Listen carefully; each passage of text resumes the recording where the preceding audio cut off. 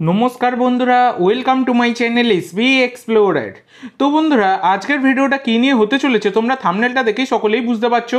তো বেশি দেরি না করে ভিডিওটা শুরু করা যাক। তার আগে যারা চ্যানেলে প্রথমবার এসেছো অবশ্যই সকলে একটা করে সাবস্ক্রাইব করে দিও। সাবস্ক্রাইব করা সম্পূর্ণ ফ্রি, তাই যারা যারা ভিডিও দেখছো একটা করে সাবস্ক্রাইব করতে কিন্তু কেউ ভুলো না।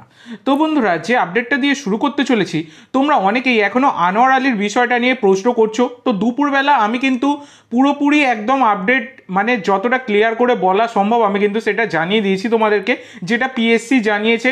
এবং পিএসসি থেকে যে অর্ডার কপিটাও কিন্তু বেরিয়ে এসেছে, সেই অর্ডার কপিটাও কিন্তু আমি সেখানে ভিডিওতে দিয়ে দিয়েছি। এছাড়া তোমরা যদি সেটা পড়তে চাও সেটা কিন্তু তোমরা ফেসবুক পেজে পেয়ে যাবে। তো ফেসবুক পেজের লিঙ্ক ডেসক্রিপশন বক্সে আছে, তো সেখান থেকে গিয়েও তোমরা পড়ে নিতে পারো। তো ব্যাপারটা হচ্ছে, দেখো, তোমরা অনেকেই এই ব্যাপারটা নিয়ে জিজ্ঞাসা করছিলে তাহলে কি আনোয়ারকে একদমই ছেড়ে দিচ্ছে মোহনবাগান। তো দেখো বন্ধুরা, এখনও কিন্তু এই কথাটা বলার সময় আসেনি। হ্যাঁ, মোহনবাগানকে নির্দেশ দেওয়া হয়েছে যাতে মোহনবাগান এনওসি দিয়ে দেয় আনোয়ারকে, কারণ সেটা তার রুজি রোজগারের ব্যাপার, তার জীবিকা আনোয়ারের, এইটাই হচ্ছে ব্যাপার। কিন্তু দেখো, যদি মোহনবাগান এনওসি দিয়ে দেয় তাহলে তো সমস্ত প্লেয়াররাই মানে আর এই যে চুক্তি লং টার্ম কন্ট্রাক্ট, এর তো কোনো প্লেয়ারের ক্ষেত্রেই ভ্যালিড থাকবে না। যে কোনো প্লেয়ার এসে বলবে না ভাই তোমার ক্লাবে আমার খেলতে পছন্দ না, আমি কালকে অন্য কোনো ক্লাবে যেতে চাই বলে, তো সে যখন তখন এসে চুক্তি ভেঙে দিয়ে চলে যাবে। তো সমস্ত ফুটবলারের ক্ষেত্রেই তো সে ফুটবল খেলছে মানে সেইটাই তার জীবিকা, সে সেখান থেকে পয়সা পাচ্ছে, জীবিকা নির্বাহ করছে, ইনকাম করছে। এবার শুধু সেই ইনকামের দিকটা দেখতে গিয়ে সমস্ত রকম অন্যায় করবে এবং প্লেয়ারকে সেটা সাতক্ষণ মাপ করে দেওয়া হবে তার জীবিকা বলে, সেটা তো হতে পারে না। এটা তো তোমাদের পার্সোনাল ওপিনিয়ন, এটা জানিও। আমার পার্সোনাল ওপিনিয়ন, এই জিনিসটা কিন্তু ঠিক নয়, কারণ জীবিকা বলেই সে সেইটা জীবিকাকে সামনে রেখে সমস্ত রকম অন্যায় করে যাবে, সেটা কার্যত হয় না।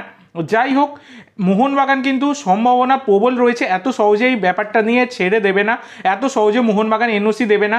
এই এনওসি দেওয়ার যে নির্দেশটা দেওয়া হয়েছে তার ওপরেও কিন্তু মোহনবাগান অ্যাপিল করবে।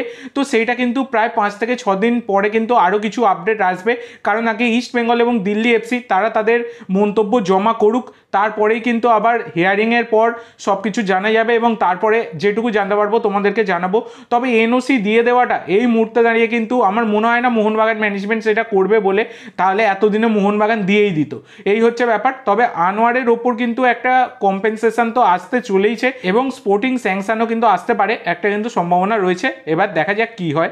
এরপরে তোমাদের যেটা জানাবো সেটা হচ্ছে, তোমরা অনেকেই জিজ্ঞাসা করছিলে যে আলবার্টো রড্রিগেজ তিনি কখন আসছেন কলকাতায়। তো দেখো বন্ধুরা, আজকে সকালেই জানিয়ে দিয়েছি আজকালের মধ্যে আলবার্টো রড্রিগেজ চলে আসছেন কলকাতায়। তো আজকাল মানে আগামীকাল কিন্তু কলকাতায় আসছেন আলবার্টো রড্রিগেজ। তো সকালবেলা 8:15 সময় কিন্তু তার ফ্লাইট ল্যান্ড করবে কলকাতা এয়ারপোর্টে এবং আলবার্টো রড্রিগেজ তিনি কিন্তু কলকাতার মাটিতে পা রাখবেন। কাল সকাল 8:15 কিন্তু আলবার্টো রড্রিগেজ চলে আসছে কলকাতায়। এছাড়া বন্ধুরা, আরেকটা গুরুত্বপূর্ণ আপডেট তোমাদের সাথে শেয়ার করে দিই, সেটা হচ্ছে মোহনবাগানের নতুন বিদেশি মিডফিল্ডার গ্রেগ স্টুয়ার্ট তিনি মধ্যরাতে কলকাতায় পা রেখেছেন। তোমাদেরকে আজকে সকালের ভিডিওতেই আমি জানিয়ে দিয়েছি। তো তিনি আসার পর বর্তমানে তিনি কিন্তু অনুশীলনে নেমে পড়েছেন, অনুশীলন তিনি কিন্তু শুরু করে দিলেন, আজ থেকেই একদম তিনি অনুশীলনে নেমে পড়লেন। তো এটা মোহনবাগান জনতার জন্য অবশ্যই একটা সুখবর। তো আজকের জন্য এইটুকু বন্ধুরা, ভিডিওটি ভালো লাগলে অবশ্যই লাইক করো, শেয়ার করো, আমার চ্যানেলে প্রথমবার এসে থাকলে চ্যানেলটি সাবস্ক্রাইব করো আর কমেন্ট করে জানাও ভিডিওটি কেমন লাগলো। ধন্যবাদ।